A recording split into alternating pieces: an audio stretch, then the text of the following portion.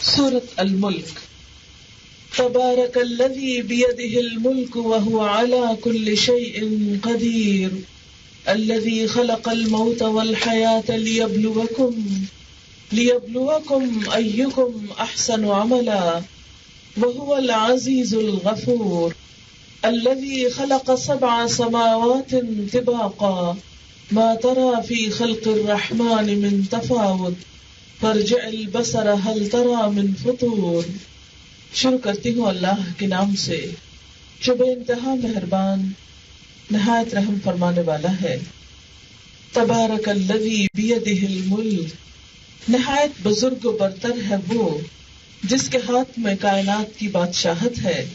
وہو علی کل شیء قدیر، اور وہ ہر چیز پر قدرت رکھتا ہے. الذی خلق الموت والحیات، جس نے موت اور زندگی کو پیدا کیا. لیبلوکم، تاکہ تمہارا امتحان لے. ایکم احسن عملا، کہ تم میں سے کون بہتر عمل کرنے والا ہے. وہو العزیز الغفور، اور وہ زبردست بھی ہے اور درگزر فرمانے والا بھی ہے. الذی خلق 7 سماوات طباقا، جس نے تہ بر تہ 7 آسمان بنائے. ما تری فی خلق الرحمن من تفاوت، تم رحمان کی تخلیق میں کسی قسم کی بے ربطی نہ پاؤ گے. فرجع البصر، پھر پلٹ کر دیکھو، اپنی نگاہ پلٹاؤ. هل تری من فطور، کہیں تمہیں کوئی خلل نظر آتا ہے. ثم ارجع البصر کرتین، پھر بار بار نگاہ دوڑاؤ. ينقلب إليك البصر خاسئا وهو حسير، تمہاری نگاہ تھک کر نامراد پلٹ آئے گی. معزز خواتین، اس وقت میں نے آپ کے سامنے سورۃ الملک کی چند آیات اور ان کا ترجمہ پڑھا ہے. آئیے دیکھتے ہیں کہ اس سورت میں ہمارے لیے کیا پیغام ہے. سورۃ الملک میں سب سے پہلے اللہ سبحانہ و تعالی کا تعارف بیان کیا گیا ہے کہ وہ ہستی ہے کون جس نے ہم سب کو پیدا کیا. اصل بات یہ ہے کہ جب تک اللہ تعالی کی پہچان نہ ہو اس وقت تک ہم اس کی قدر و قیمت کو، اس کی بلندی کو، اس کی بڑائی کو، اس کی بزرگی کو سمجھ ہی نہیں سکتے.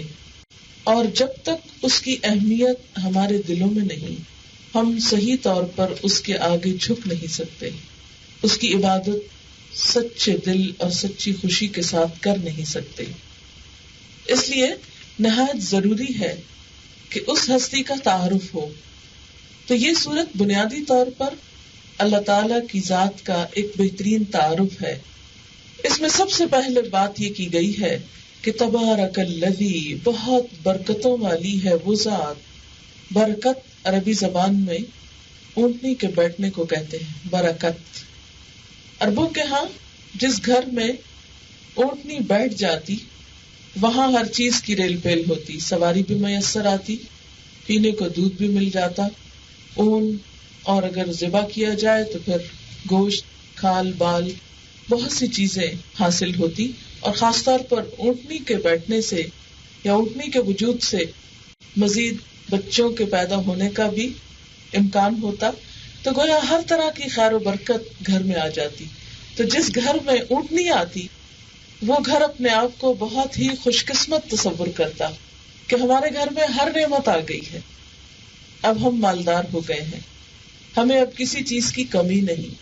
تو یہ اصل لفظ ہے برکت کا، جس سے ہم پھر عام زبان میں برکت کا لفظ بولتے ہیں.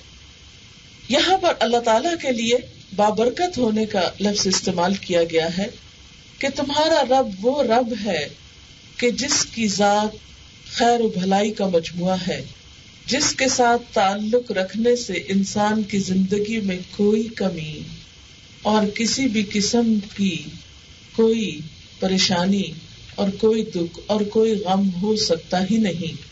اس کی ذات کے ساتھ تعلق رکھنے میں سراسر انسان کی بھلائی ہے، ہمارا اپنا ہی فائدہ ہے. عام طور پر جب ہم اس رب کی طرف رجوع کرتے ہیں، اس کی اطاعت عبادت کرتے ہیں، تو ہم سمجھتے ہیں کہ شاید ہم اس پر احسان کر رہے ہیں.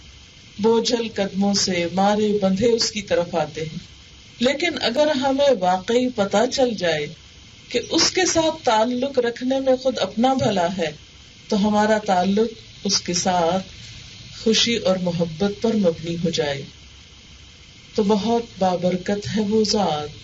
کون سی ذات؟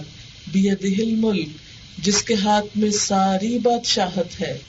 وہ کسی شہر کا نہیں، کسی ادارے کا نہیں، کسی ملک کا نہیں، کسی بر اعظم کا نہیں، صرف اس دنیا کا نہیں، پوری یونیورس، پوری کائنات اور ساری کریشن کا مالک ہے، اس کا بادشاہ ہے. نہ صرف یہ کہ اس کو بنایا بلکہ اس کا انتظام بھی کر رہا ہے. وَهُوَ عَلَى كُلِّ شَيْءٍ قَدِيرٌ، اور وہ ہر چیز پر پوری قدرت رکھتا ہے، ہر چیز اس کے کنٹرول میں ہے. دنیا میں تو بسا اوقات بادشاہ ہوتے ہیں برائے نام، لیکن ان کے ہاتھ میں کچھ بھی نہیں ہوتا، وہ صرف نام کے بادشاہ ہوتے ہیں. مگر اللہ تعالیٰ کی ذات وَهُوَ عَلَى كُلِّ شَيْءٍ قَدِيرٌ، ہر چیز پر پوری قدرت رکھتے ہیں.